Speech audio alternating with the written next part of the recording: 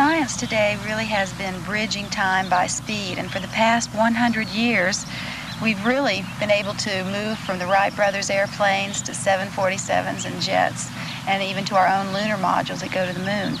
I guess you might say around the world in 80 days to around the world in 90 minutes. That's about the size of it.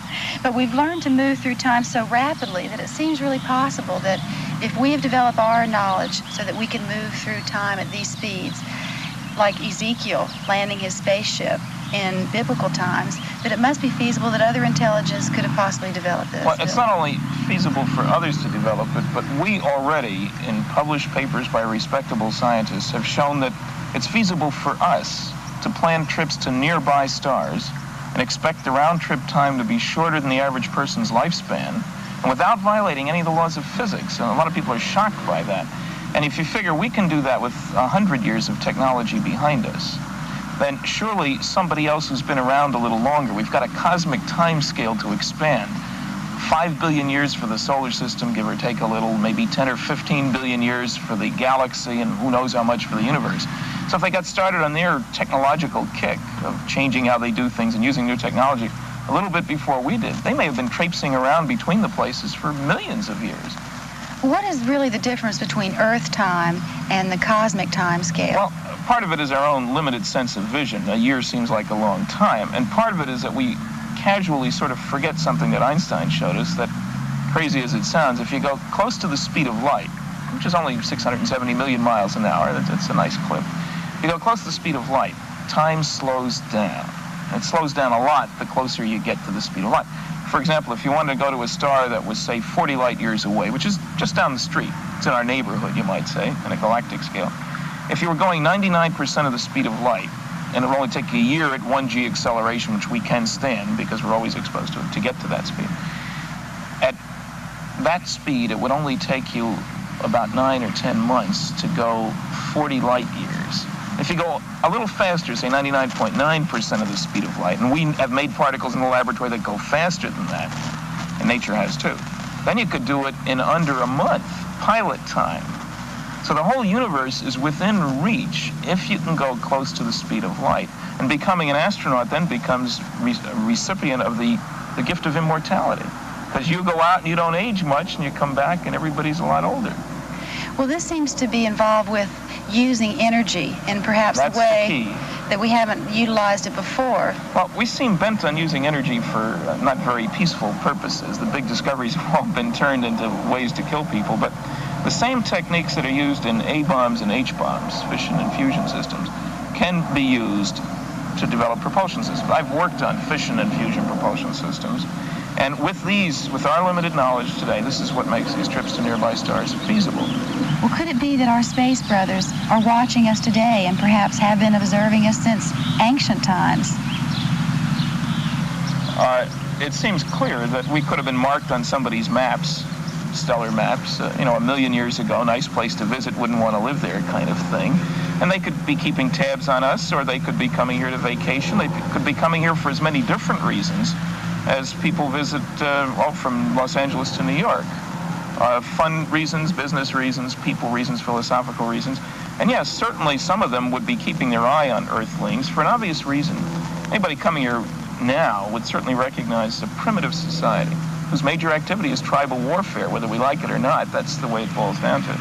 And so with that notion, anybody would want to know when we're going into outer space, because if we take our own brands of sociology and friendship, namely hostility, shoot first, ask questions later, is an Earthling viewpoint, apparently, I think they'd want to know about it. You know, post the policeman, make sure those guys either stay down there or learn how to be adult Earthlings instead of the primitive society they are. Well, Stanton, you really do believe that UFOs exist? I'm convinced, after 14 years of study and investigation, that the evidence is simply overwhelming that planet Earth is being visited by intelligently controlled extraterrestrial vehicles, some flying saucers or somebody else's spaceship. Well, where is this data? Why haven't we seen this investigated before? It's kind of funny. There's an enormous amount of information. There are 5 large-scale scientific studies that I discuss in my lectures that provide us, every one of them, and most of them government-sponsored, incidentally, provide us with a mass of information that would convince anybody who took the trouble to study it that some of these things are indeed real. But there are really several reasons, I think, at least in my traveling and talking to lots of people. The first problem is that they won't take the trouble to study it. The skeptics invariably are ignorant of the data. You'll hear all kinds of foolish statements about why aren't they seen on radar? They are. Why haven't they been seen by astronauts? They have been. None of those objections stand up when you look at the data. There's another problem, though, and that's the laughter curtain, the fear of ridicule. It's amazing how powerful that fear of ridicule is in terms of people's lives. Most sightings don't get reported. I check everywhere I speak, and I find 4 to 10% of the people have seen a UFO. I say, how many of you reported what you saw? If I'm lucky, 1/10, 1/20th of those have reported what they have seen. The third problem has to do really with ego, man's feeling of importance. You know, if they were coming here, they'd want to talk to us, say the members of the National Academy of Sciences. News editors from newspapers and television stations say they'd come here, they would obviously have a press conference. They haven't called one, you know. The fourth reason is up my alley. As a nuclear physicist working on crazy far-out propulsion systems for most of my professional life, it's a complete unwillingness to use our knowledge of technology to try to understand UFOs, figure out how they work.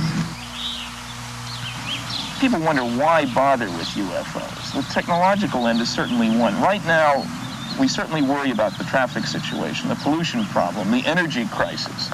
What would it mean to mankind, to all of us Earthlings, if we had a system that could duplicate UFO behavior, up, over, and down, without noise, without pollution, without carrying along something you throw away, without burning up vital resources?